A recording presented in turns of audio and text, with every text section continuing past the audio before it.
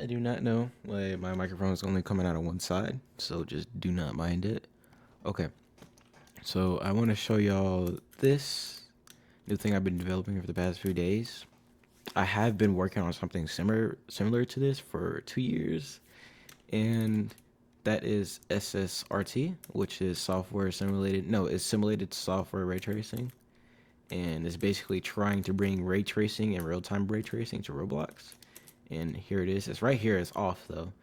But what we have here, and you're wondering like, then why do these colors look so good? Because this is SSGI, which is the same thing but global illumination. So this is pre-baked into the environment. Pre-baked means all the calculating has been done before the game even started. So it's been done on the developer side, and it takes a lot longer to render since it uses path tracing. So ray tracing in this example is many rays being shot out. So boom, boom, boom, boom, right? And they're hitting the surface. They're like, okay, what color do we get?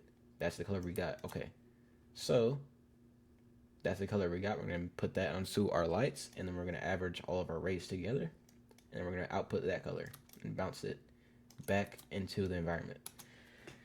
So it's good. That works. Path tracing, on the other hand, it's multiple rays being shot out, and you're like, okay, we had got a color, but we still have light energy. We still can bounce, so we're gonna boom. We're gonna bounce until we lose energy.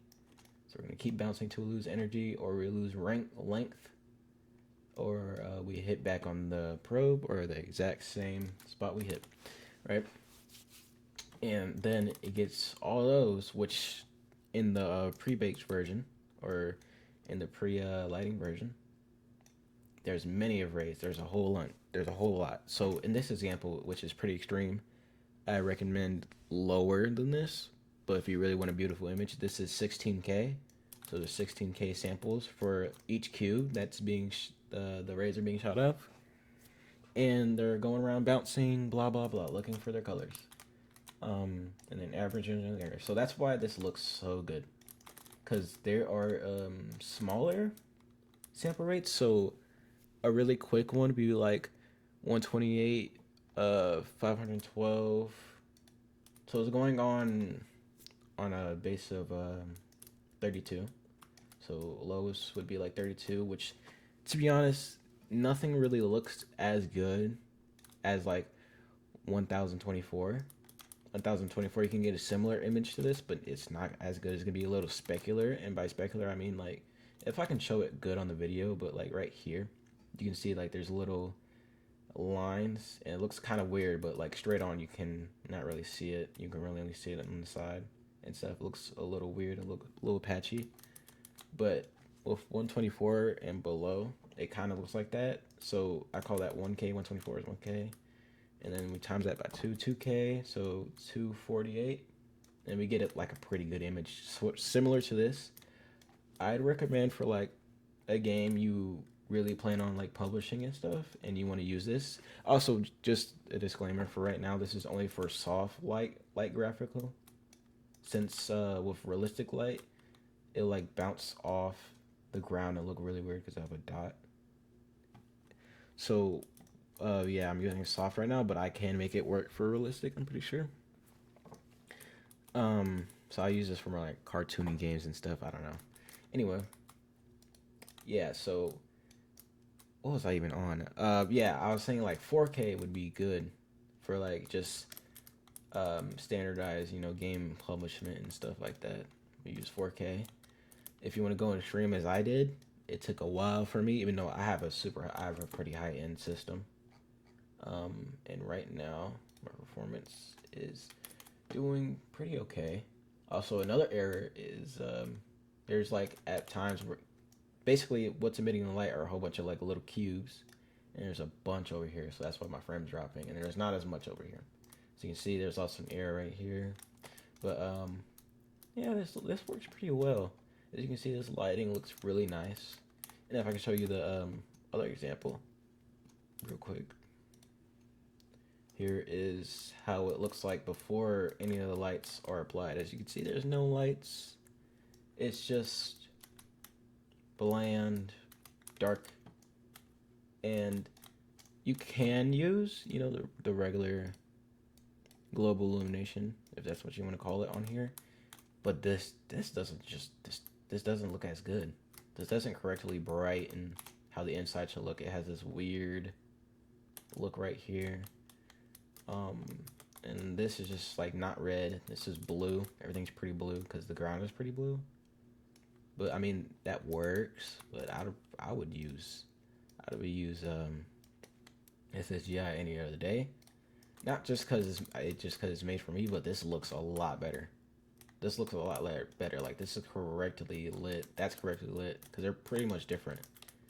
And then we still kind of have that area here, but it's very minimized. As you can see, we still kind of have it. And then the red bounces onto that. The blue bounces onto that. This looks pretty nice. This looks really good.